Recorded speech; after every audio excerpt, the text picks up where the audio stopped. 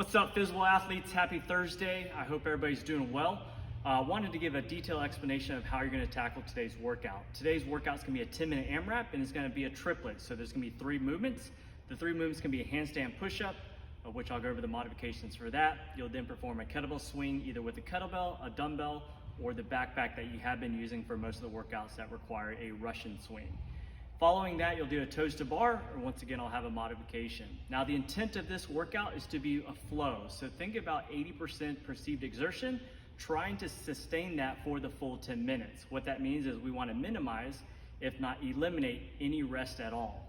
So don't go out too hot, take a methodical approach to it, and try to sustain as many repetitions and rounds as you possibly can for the 10 minutes. The reason we're doing this is if you did Wednesday's workout, it had a good amount of volume, I think 210 burpees, plus a pretty good amount of running depending on which version that you did. And then tomorrow's workout is going to be more cardiovascular based as well as lower body.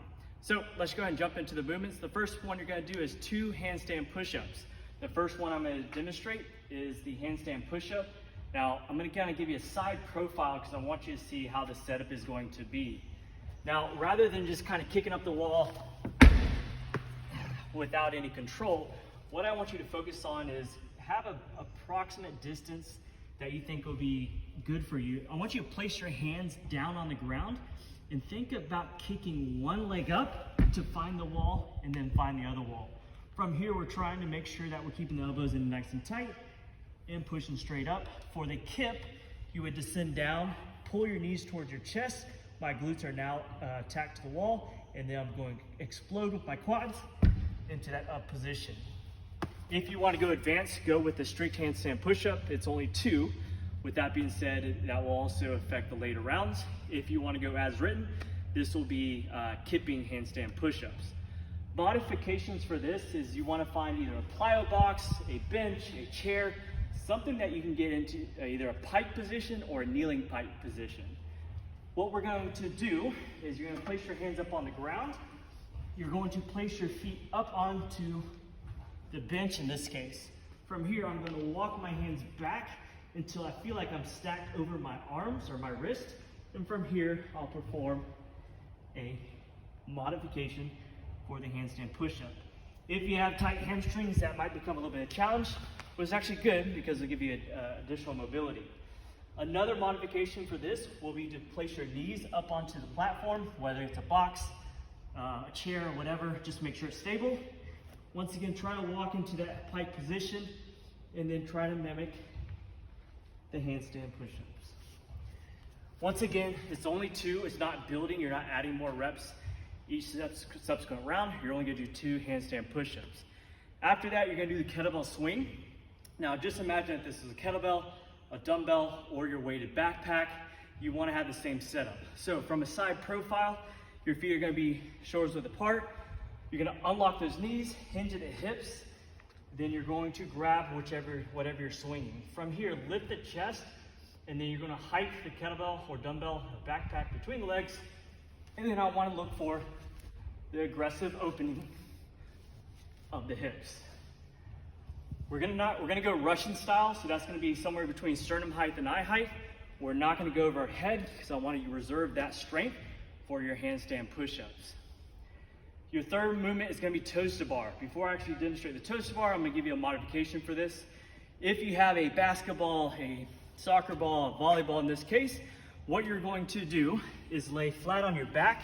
You're going to pin whichever sports ball that you're using in between your legs, but I want you to point your toes. From this position, you're going to place your hands down by your side, and you're going to lift those legs and then drive upwards. This is going to engage the hip flexors as well as the lower abs, trying to control it on the way down. That's your modification for the toes to bar. Hopefully, I know a lot of our members had pull-up bars installed in their house or already had some. If you're still interested in having a pull-up bar installed in your garage, let us know. We'll get you in contact with Tyler, who installed most of the pull-up bars for our members recently. So for the toes to bar, you're gonna jump up onto the bar. Once again, you don't wanna hang from the bar.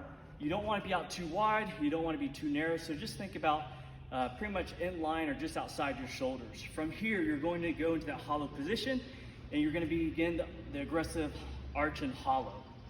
Once you have that momentum, then you're going to pull your knees up or drive your feet up towards the bar. Now here's your tip of the day. A lot of times when we're trying to get our first toes to bar, we tend to look down, we tend not to pull down on the bar. What I want you to do is aggressively pull down on the bar and then look up at the bar. That should give you enough body position to get the toes to the bar. So once again, jump up to the bar, retract those scaps, begin your hollow and arch. Once you feel nice and tight, you have that aggressive opening and closing. Then I'm gonna look up and try to tap the toes to the bar.